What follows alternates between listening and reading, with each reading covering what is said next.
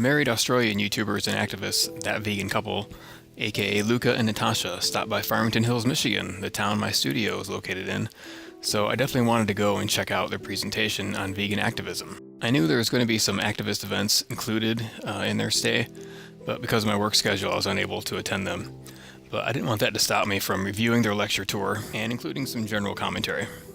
The YouTuber who organized their stay, Vegan in Michigan, did attend the activist events, so I'll be showing some of her footage from her excellent channel. If you're into animal rights at all, I recommend subbing to her. So, That Vegan Couple were one of the original offshoots, like Happy Healthy Vegan, of Freely the Banana Girl, who was widely accepted as starting vegan activism on YouTube. I only remember one other Australian girl who was making vegan videos at that same time, but she has since disappeared.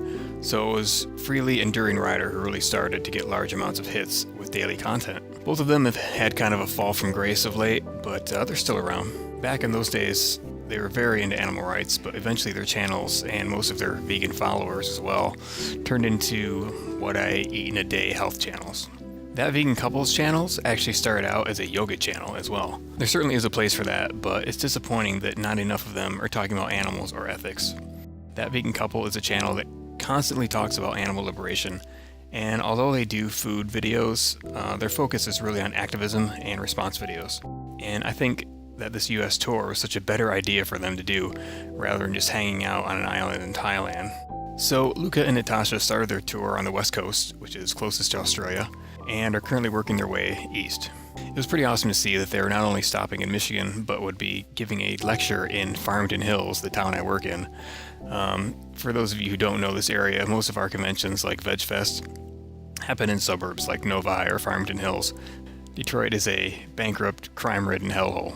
Their activism follow-ups were both in downtown Detroit, which made it much less appealing to me. I really hate going downtown. Detroit is one of the most rundown, violent cities in the US, and I'm sure most of you already know that.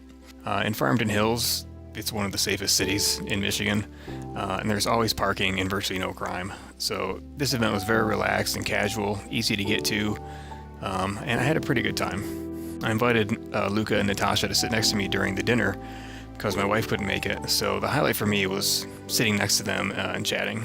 The dinner was put on by Veg Michigan, and it seemed a little bit pricey at $15, but I should have gone back for seconds or thirds, honestly, to get my money's worth. It was fine. Lentils and pan-fried veggies for the most part. I told them that the biggest impact they had on my life was not actually their vegan videos, but the videos they did on Luca's vasectomy. After During Rider made some videos about vasectomies, I was ready to do it, and I'm quite ashamed that I didn't do it in my 20s like I should have. They said they hadn't heard that one yet. What I liked about their vasectomy video is that Natasha was actually in the surgical room when he was getting it done, so it made it seem like not such a big deal. I booked an appointment right after that. Maybe I'll make a separate video about that experience someday. Luca and Natasha's lecture lasted a little over an hour, and then the Q&A went on for much longer after that. It was kind of annoying to have to listen to noobs ask stupid questions for so long, but Luca and Natasha's answers were pretty good. The biggest disappointment for me was when I showed up with my camera and my microphone, my tripod, thinking that I could record this lecture for future reference and of course to show a few clips in this video.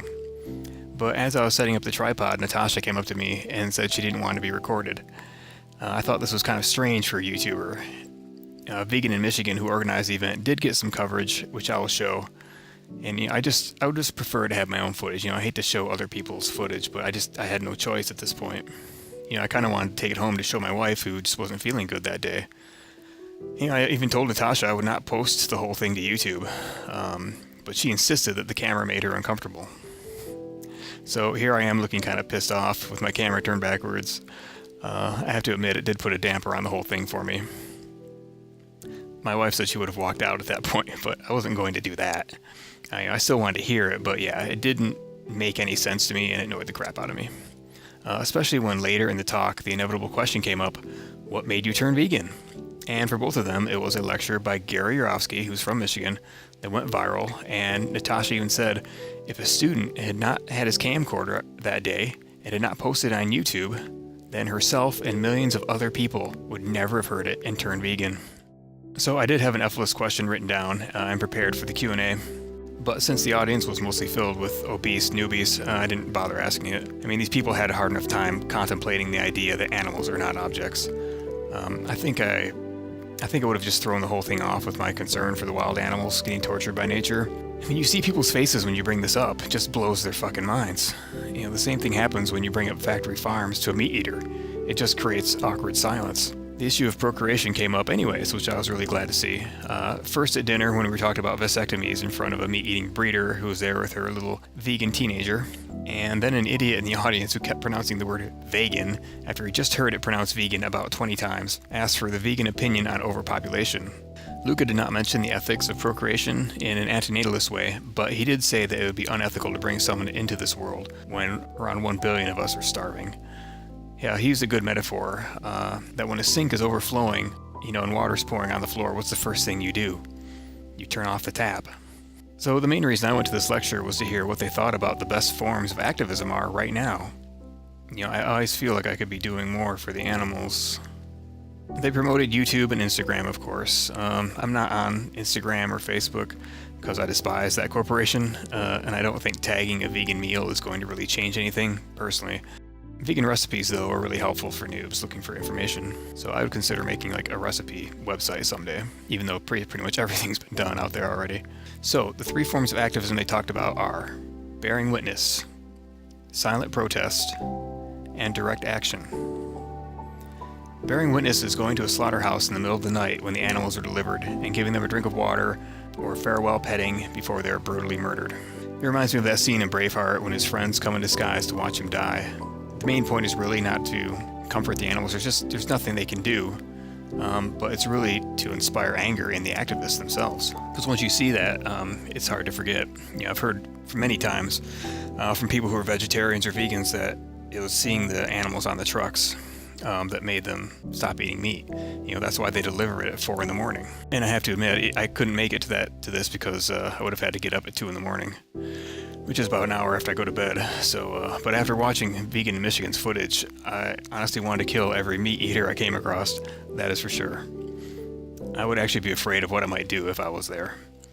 I'm very quick to lose my temper, unfortunately, and I don't know if I could stay as cool as Luca and Natasha. Of course, they've done this many times before. They're the kind of vegan activists that the meat-eating, friendly antinatalists would approve of. During their lecture, they didn't even call meat-eating animal killers carnists, but rather, quote-unquote, not yet vegans. Even though I would never give a murdering death camp killer the peace sign, as Luca instructed people to do, I do like that language. Eventually I think most of the world will be vegan just for economical and environmental reasons. It'll just be cheaper to grow a steak in a lab than to grow and kill a sentient cow. I wish it would be because of an ethical awakening rather than money, but that's the disgusting world we live in, surrounded by people whose brains are full of cheese and not much else. The silent protest is mostly associated with the group Anonymous for the Voiceless, which is itself an offshoot of the Anonymous movement. I have some concerns about using Guy Fawkes as the mascot for these things, considering he was a fanatical Catholic terrorist who was executed. But other than that, anything that brings the plight of animals to selfish humans is a good thing. It would make me really uncomfortable to do this kind of thing, and I know I couldn't get my wife to go for that reason. And she would never go to see animals about to die, but I have heard that people who did it felt like they were reaching people. So the third kind of activism they mentioned is called direct action, which is basically walking into a steakhouse with a megaphone and informing customers that they're behaving like cannibals. This is the type of activism that someone like the friendly antinatalist would be hostile to. Even David Benatar in The Human Predicament said that he doesn't believe in direct action. The fact that activists get a high or rush from this kind of thing is incidentally the reason why Anti-Bullshit Man is against activism of this kind. Even if the activism helps you feel better personally, it could still result in negative utility for someone else. For instance, these trucks are instructed to wait outside of the gate for about 2 minutes before proceeding, so the activists can do their thing. It's just easier for them to do this than to call the cops constantly. It's an agreement between the protesters and the company. So in those 2 minutes, the agony of the animals is actually being prolonged unnecessarily. Even though it's nice to give them a drink of water or to rub their ears, death is only minutes away. So the sooner it's over, the quicker their suffering ends. So Anti-Bullshit Man has an interesting point. He says that thinking costs nothing and harms nothing, but activism can have unforeseen consequences. Another example would be from a direct action approach, say storming a steakhouse. It may anger a patron so much that he goes out and kills a cow that night, or doubles down on anti-vegan activism. But activism will always be with us, and I do support activism. When a good person sees a travesty occurring before her, she feels the urge to say something, even if it's uncomfortable.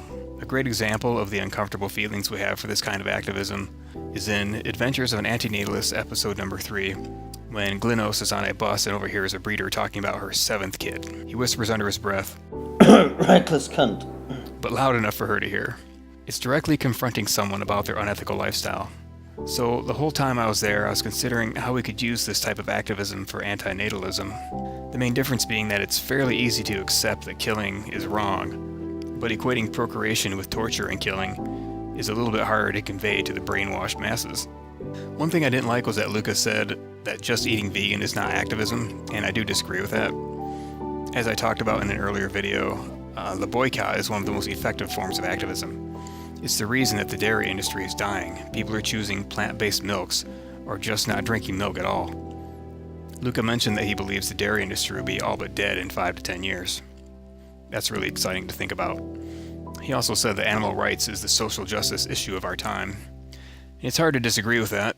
First it was women's rights, then civil rights, then gay rights, and now we turn our attention towards the animals. But that doesn't mean we should still not do all we can for the animals in nature and for future unborn humans. We have a pro-life religious movement to fight, and if someone gets the antinatalist message, they are much more likely to understand animal rights as well. Thanks again for watching. That vegan couple ended their tour a couple days ago in Chicago, so I'm sorry I didn't get this video out in time for any of you guys to catch them in case you're in one of the towns they stopped in. But I would still recommend watching their videos and, thinking about activism. I'd appreciate any comments on what you think about what we can do as activists, digitally or in the real world. All right, thanks again. Bye for now.